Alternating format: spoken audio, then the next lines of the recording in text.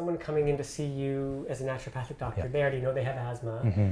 and I wonder what you can do for them that they aren't already doing themselves and that Yeah. the conventional doctor wouldn't already be doing for them. Yeah, I think with respect to asthma, and it's interesting, so individuals who have asthma often fall within something we call the atopic triad. That's asthma, eczema, and allergic rhinitis, or like hay fever symptoms. Mm. And often individuals who present with one of those conditions often have one or two of the others. Mm. And so there's usually, when we look at it, there's actually a larger constitution of symptoms and challenges that we may want to work and support them through. Mm-hmm. I would say amongst those three and targeting asthma, a big component is awareness.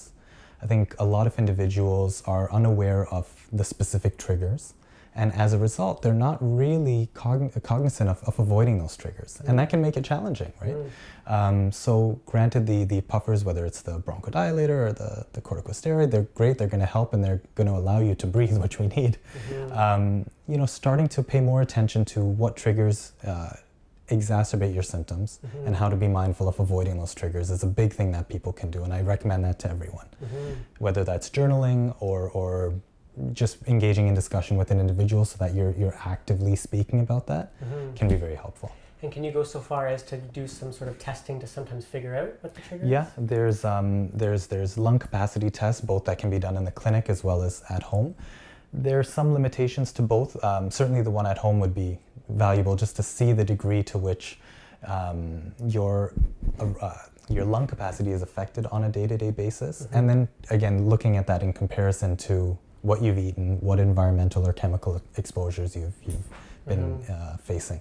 Yeah. Okay. So it makes sense to me that you can, at some times you can remove the trigger or decrease it, but can you also just increase your body's ability to handle asthma so that the symptoms decrease substantially? And this is one of those it depends type situations, but generally speaking, and this is often underappreciated, is a lot of foods can play a role in that. So when we're looking at asthma, eczema, allergic rhinitis, the immune system is overreactive. It's reacting in a very strong way to seemingly benign stimulus. Why would dust or cat dander or pollen or something like that create such a strong response in the body? And so what we work with is understanding how to rebalance and support an optimal immune function within the person. And coming back to diet, certain foods can be very triggering of immune responses depending on a number of different reasons.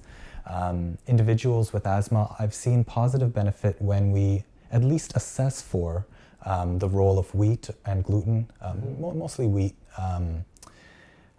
dairy, soy, red meat, and there's a few other ones, corn. So it's interesting to pay attention to that. And so again, if the individual is not aware, I would say start with the awareness facet, start to pay attention to what's happening. Otherwise, start removing some foods and see if that impacts your symptoms in any way. I don't know anything about asthma, but it just kind of seems to me that there's a good chance that there's some other system that's out of balance that's really exacerbating it. And so if they come in to see a naturopathic doctor and you do your initial assessment, you might find something that's seemingly unrelated, digestive issue, maybe a stress issue or something that's really contributing to the... And you named two of them. So you actually do know quite a bit of asthma. It's the digestive function and challenges within that digestive function play a big role with respect to why certain foods would have that response in the body. So we'll very much go into a thorough assessment of digestive health. With respect to stress, there's no one that's not stressed, and that can play a large role in that chronic stress can throw off the immune system. The immune system gets suppressed to a degree and it can get heightened at certain times, and so it just throws it out of whack. So those are certainly two facets that we'll look at to a large degree. And we'll even go kind of way back. I actually had asthma until I was about 10 years old, so it's something that I've experienced for a decent chunk of my early childhood. And it's interesting to explore the role that your birthing process or what happened around the time of your birth would play into it. Whether or not it was a conventional birth or whether it was a C-section, where it was the individual formula fed or breast milk fed, and the degree of stress that was in the household around that time. It's interesting to see patterns that develop around there because they largely influence the immune system.